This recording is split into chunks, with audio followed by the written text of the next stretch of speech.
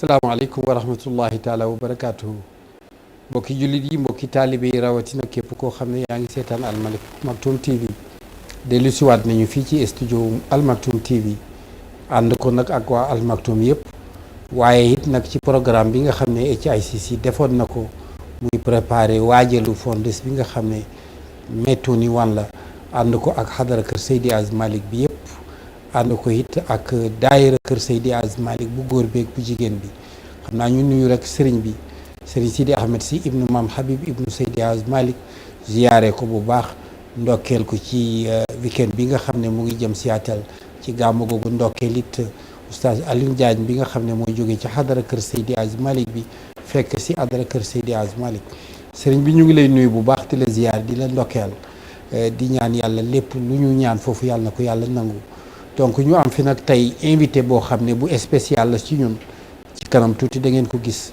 Alhaji Malick Tall kenn dootu ko présenté donc mu am njëriñu communauté bi am njëriñu it adara kër Seydi Az Malick bi am njëriñu it banque ba nga xam ne BACS la nit ñi di ko fa fekk surtout réew mi nga xam ne nag temps yi gan yi yokk nañu ku nekk fa Malick am fa taxawaay boo xam ne bii kenn dootu ko présenté moom la ñu invité tey fii ci Al Maktoum TV mu ànd kook Al Maktoum TV ñu nuyu nag Cheikh bu baax ziyaare ko nuyu Ibrahima bi nga xam ne moo fi nekk ak ñun yore technique bi ñu ngi koy nuyu bu baax Az Malick ñu ngi lay nuyu bu baax di la ziyaar kontaan nañu trop xatoon nga tey trop journée bu chéré la ak yow ajjuma weekend donc ñu ngi amoon hadaratu juma bu mag ci suuf waaye loolu lépp ak xam ne loo bokk la donc yaa ngi woon ci programme bi xam nga ne fondes bi next week la Metoni One donc yaa ngi woon ci programme bi ñëw nag ci loo xam ne lii kenn dootu la ko présenté muy fondes bu bag bu ñuy def pour jàkka ji Chawiya bi yàgg ngeen nekk si pot bi jàppale ju BACS jàpp ci loolu umpalewu la loolu moo del siwaat donc ñu invité la yaay suñu invité tey ñu ngi lay nuyu bu baax di la ziyaar di la dalal ci Al Maktoum TV.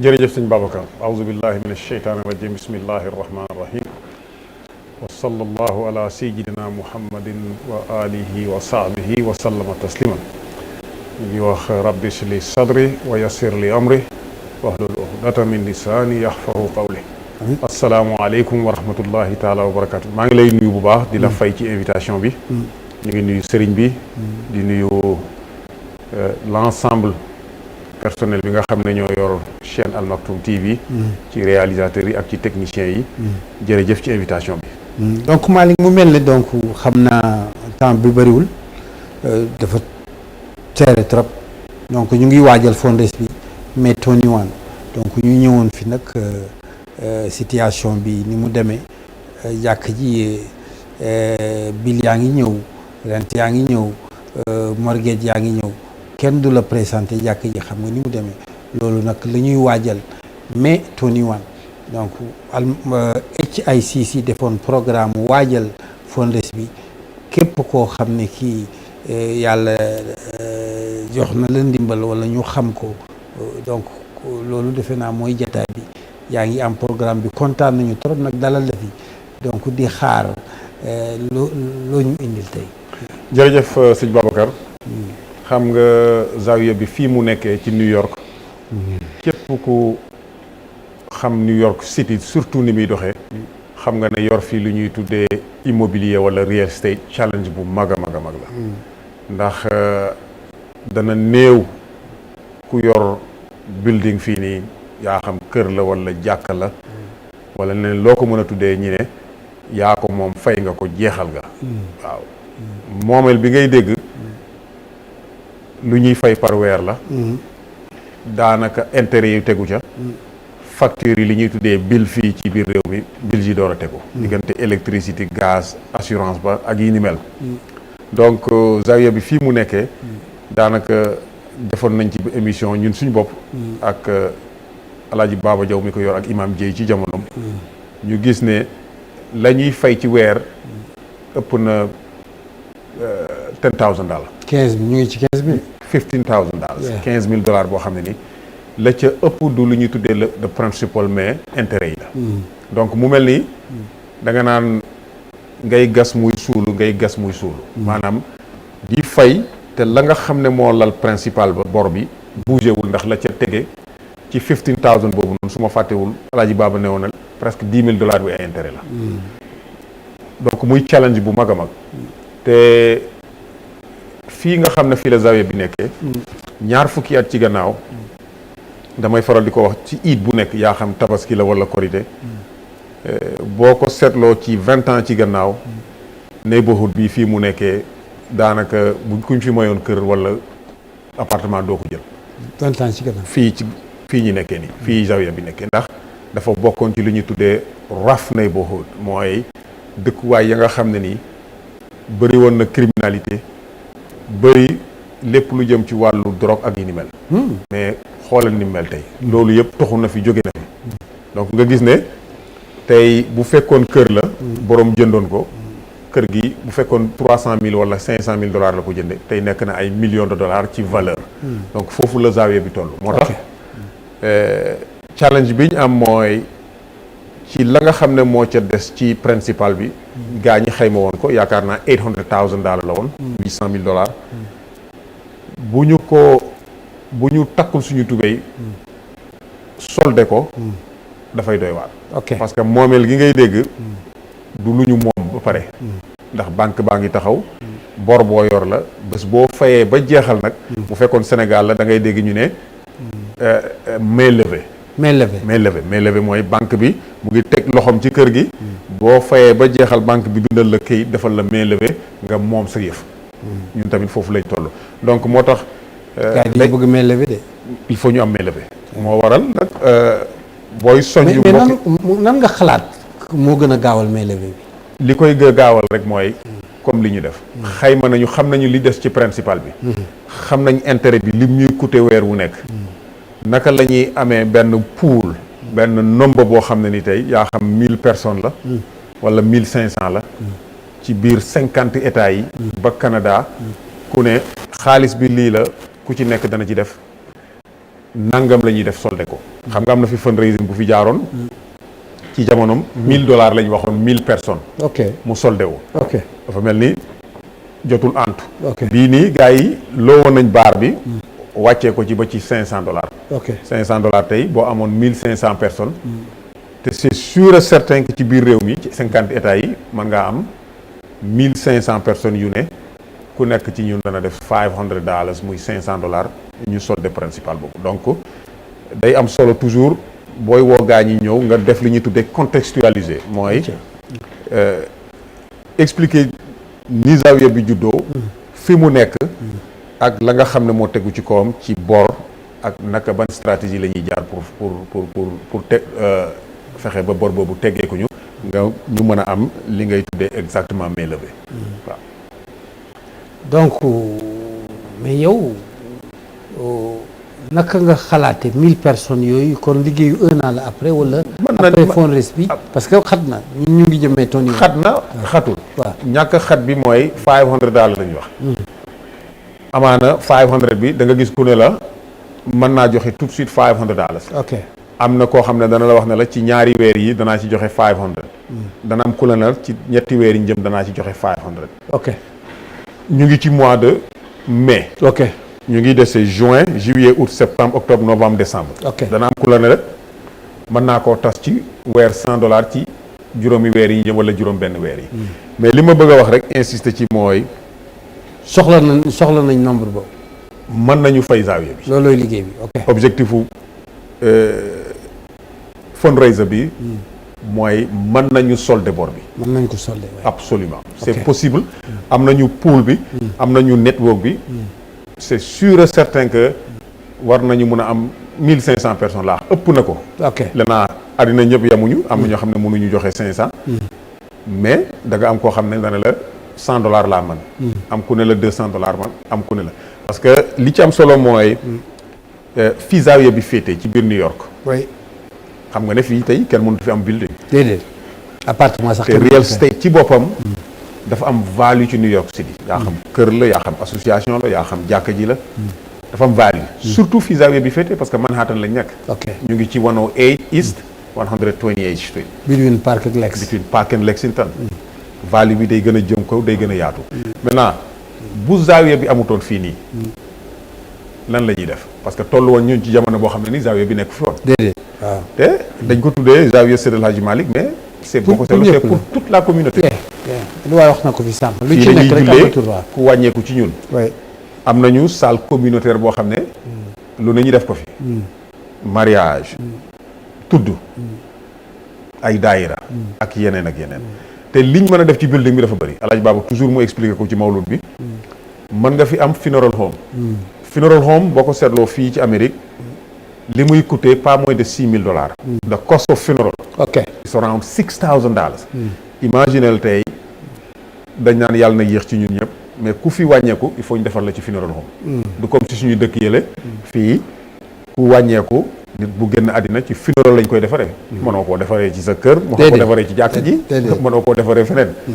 parce que noonu la loi bi tëddee. defar bañ koy defar foofu nga war ko mun a yóbbu Sénégal wala robee ko fii nii. dana la coûter lu mu bon $6,000. ci ñi nga xam ne ni duñu ay jullit gis nga li ñuy def mooy bu boobaa def li ñuy tuddee crémation. léeg-léeg ñu lakk néew yi. fii mën nga fi def funeral home. mu ngi ci plan bi. donc li fi mën a nekk li fi mën a am dafa bëri mën nañ am daycare center. foo xam ne ni xale yi fii la ñuy ñëw. ñu leen fi téye mën na am school boo xam ne ni buy jàngale. donc liñ fi mën a def dafa bëri. parce que building bi am na li nga xam ne ni mooy structure bi. yi ma wax yëpp mën na fi nekk. mais dafa am lu tege suñu kaw mooy banque baa ngi taxaw daf la joxoon bor boo xam ne c'est le principal. ay intérêt tegu ci. la ngay fay par mois bu dee 15,000 aussi jàppal ne 80% bi. depuis 2009 la ay intérêt la. 2009 donc dafa mel ni depuis 2009 la léegi yaa ngi def un pas en avant. un pas en arrière. mooy li ma waxoon nga gas suul. moo tax day am benn véritablement sursaut boo xam ne nii.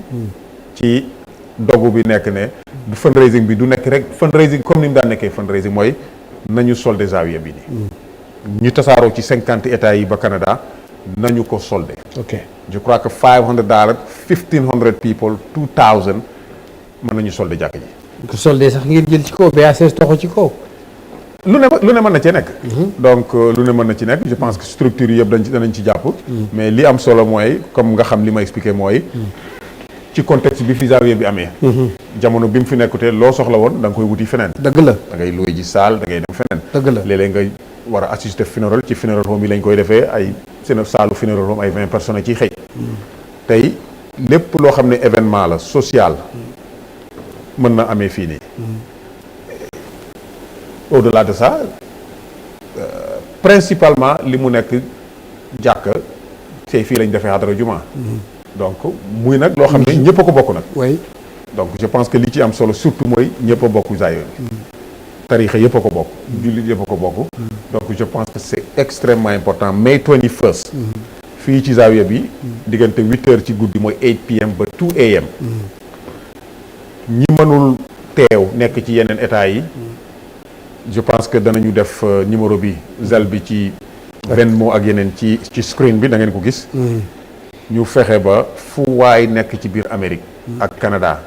participer ci. fundraiser boobu noonu. objectif bi mooy même sa banque am nañ fa compte. am nañ fa compte ku ñu woo ci 212 447 12 00 212 447 1200.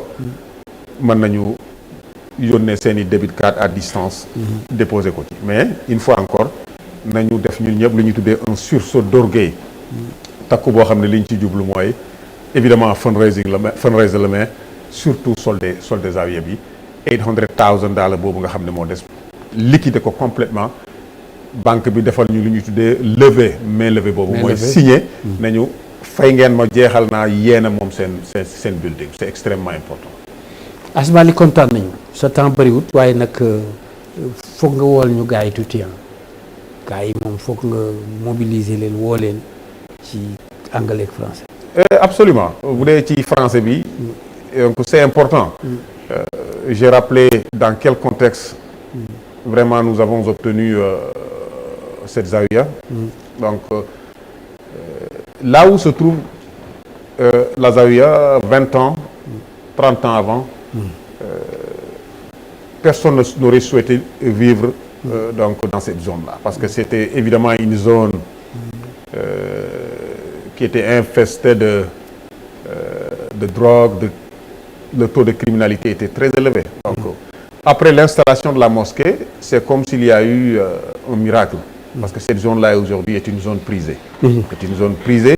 Ceux qui y habitent et qui possèdent des maisons savent qu'à New York, quand vous possédez une valeur immobilière, évidemment, cette valeur, elle est multipliée quand la zone vraiment change de qualité de vie.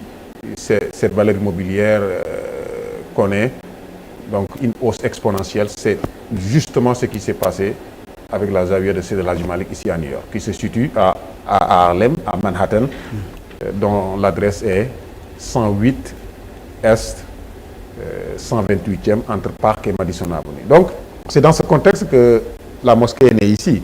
Maintenant, évidemment, à l'époque, quand la Zawiya n'existait pas, tous les événements qui étaient organisés, la communauté était obligée de louer des salles ailleurs. Et cette location coûtait beaucoup d'argent et souvent, les salles n'étaient même pas disponibles compte tenu des événements qui sont organisés un peu tardivement dans la soirée.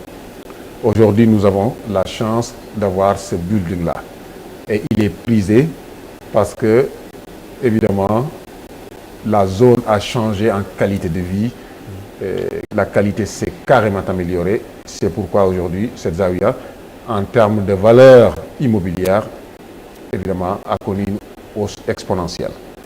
Donc voilà le contexte dans lequel nous avons obtenu donc, cette Zawiya Seydi El Hadji Malick. Et ce n'est pas simplement une Zawiya. Donc, quand on regarde la structuration du building, donc, on peut faire beaucoup de choses ici. À l'époque, il a été élaboré un plan pour même la mise en place d'une maison funéraire.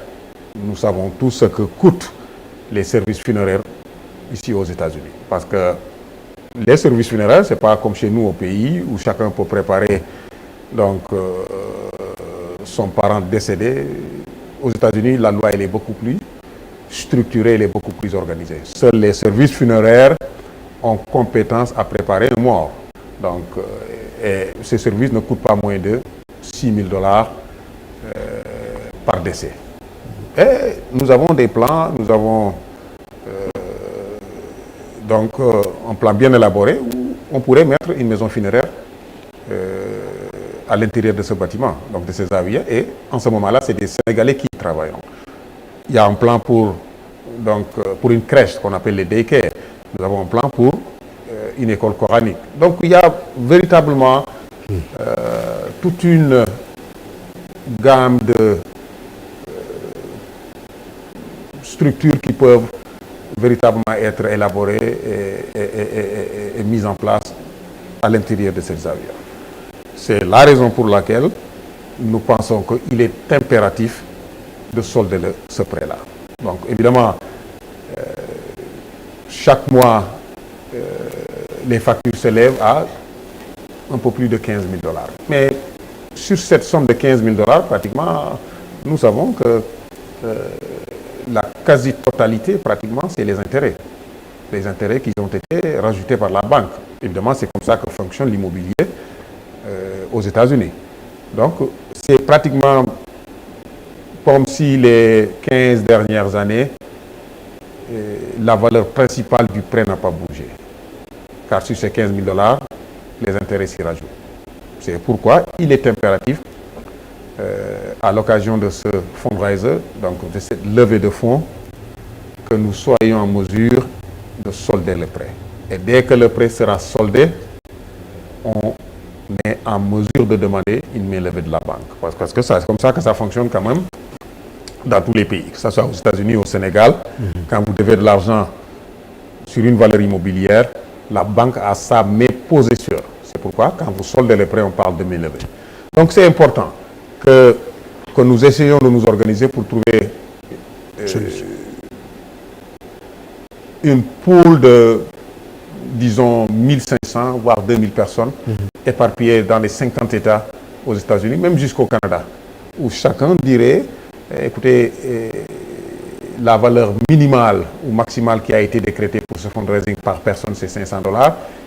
Il va de soi que tout le monde ne peut pas donner $500, mais quand même, il y a parmi nous 500, 1000, 1500 personnes qui seraient prêts quand même à atteindre cette valeur-là, à donner. Maintenant, ceux qui ne peuvent pas, évidemment, verser d'un seul coup le montant, ils peuvent toujours faire ce qu'on appelle aux États-Unis les pledges. Les pledges, c'est-à-dire, écoutez, ces $500, je les paierai au cours des 2, 3, 4, voire 5 prochains mois. Donc, l'objectif fondamental de l'appel reste, il va falloir solder ce prêt pour se débarrasser de la banque. Parce que cette propriété immobilière, là où elle se situe dans cette zone, est aujourd'hui prisée. Et prisée par tout le monde. Parce que New York, la valeur immobilière à New York, on la connaît. Donc, tout le monde a envie de vraiment de posséder quelque chose, une valeur immobilière à New York. Et dans cette zone-là où nous sommes, tout le monde le sait, il n'y a pas d'appartement qui se vend, il n'y a pas de maison qui se vend. Parce que c'est pratiquement introuvable. C'est pourquoi le message, nous le voulons absolument international, global, dans toutes les langues, que chacun se mobilise pour ce fundraising. Ça va être le 21 mai, ici à la Zawiya. L'adresse c'est 108 East 120th Street, c'est entre Park et Madison Avenue. Et ceux qui sont dans les États et qui ne peuvent pas évidemment participer ici physiquement, nous avons suffisamment de moyens techniques, voire même technologiques. C'est le Zelle, c'est l'événement. La Zawiya a un compte bancaire au niveau de la BHS. Notre numéro, vous le connaissez, c'est le 212 447 1200. Vous pouvez y appeler, évidemment, pour utiliser vos cartes de débit en distance pour participer à ce fundraise. Vous pouvez appeler partout où vous êtes aux États-Unis, même au Canada. Et l'objectif reste, cette barre des $800 000, il va falloir solder ce prêt-là pour, évidemment, que nous puissions demander à la banque de lever sa main sur cette propriété immobilière. Donc, c'est le message que nous lançons à tout le monde et nous pensons que cette fois-ci, ce sera la bonne. Sader. Malick jërëjëf kontaan nañu vraiment ñu ngi lay sant di la gërëm di la ñaanalaat yàlla encore fu nu gudd ak wér-gu-yaram ci turu xadara bi yëpp sànq ci organu Al Maktoum TV bi ñu gisee que yaay invité bi ñëpp dañu kontaan surtout xale yi nga xam ne jóge nañu jaar nañu Brésil ñiy jaar ci yoon bi ñëw yàlla indi leen fi ñu yegg si bi comme ni fi ñëpp ñëwee ku ci nekk ngi yónnee message di la sant di leen gërëm di leen ci taxaw boo leen taxaw yombalal leen seen compte yu ñu war a ubbi yombalal leen ci ñëpp ñoo xam ne dañuy jot lettre sometimes ñu am problème pour comprendre dañuy ñëw nga bàyyi seen liggéey message yooyu yëpp wàcc nañu fi di la sant di la gërëm ànd ak yow it nag di la ñaanal yàlla fan wu gudd ak wér-gu-yaram Malick ba doon tàggoo tey yaa ngi en direct toujours nga tàggoo mais fokk nga ñëwaat Malick. sant rek dañu sant ñu ngi sant yàlla bu baax. donc une fois encore vraiment di motiver ñëpp. donc Zawiya bi chance la fii nii New York. nañu sonju mbokk yi. ñëpp jàpp ci. ñëpp quand je dis toutes les couches sociales. toute la communauté musulmane. toute tarixa confondue. nañ ci jàpp ñu solde jàkk ji. ndax bu fi amutoon dana doy waar lool. donc une fois encore la ñu laaj mooy $500 par personne. boo ko mënul xoolal fu vraiment 300 baax na 400 baax na mais nañ ci dogu ñu solde jàkk ji fay ko parce que gars yi ci liggéey aussi ñu remercier leen. ñi nga xam ne ñoo jiite gestion bi El Hadj Baba ñoom Daouda ak ñi fi jaaroon ñëpp El Hadj Fall Ndiaye ak ñëpp. Cheikh Niang. vraiment remercier le leadership c'est pas facile. parce que xam nga jot ni mu mel Amérique. donc vraiment di sant ñëpp. di gërëm ñëpp mais di sonju gaañ yi nañu def effort bu mag a mag le 21 bii nii. ñu mën ci am lu raw suñu jortu solde jàkk ji. jërëjëf Malick kontaan nañu mbokki jullit yi mbokki taalib bi Malick lañ fi amoon tey ci turu xadara kër Seydi Aziz Malick Sy moo doonoon suñu invité fii ci en direct Al Maktoum TV Malick kontaan nañu. jërëjëf wa axiru daawaana alhamdulillah.